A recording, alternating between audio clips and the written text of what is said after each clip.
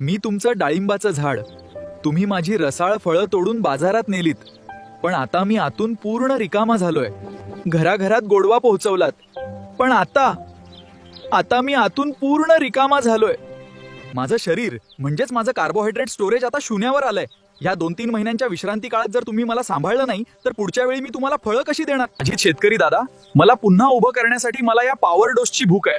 माझं मुख्य अन्न 20-25 किलो कुजलेलं शेणखत, 400 ग्रॅम युरिया आणि 200 ग्रॅम 90-24-24, 170 ग्रॅम पोटॅश आणि 2 kilo gypsum, 800 gram magnesium sulphate. पण एक भीती आहे. जर माझ्या मुळांना निमॅटोड नावाच्या शत्रूने वेढलं असेल तर हा डोस माझ्या शरीराला लागणारच नाही.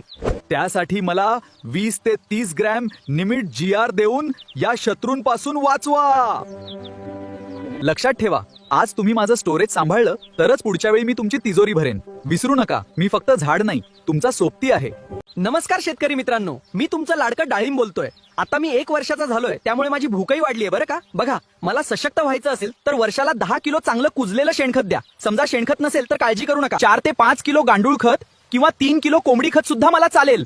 माझी मुळं अजून लहान आहेत, दूरवरचं अन्न शोधायला त्यांना त्रास होतो, म्हणून त्यांना मदत करण्यासाठी 20 ग्रॅम मायकोरायझा नक्की द्या. यामुळे माझी मुळं जमिनीतील कानाकोपऱ्यातून अन्न खेचून घेतील.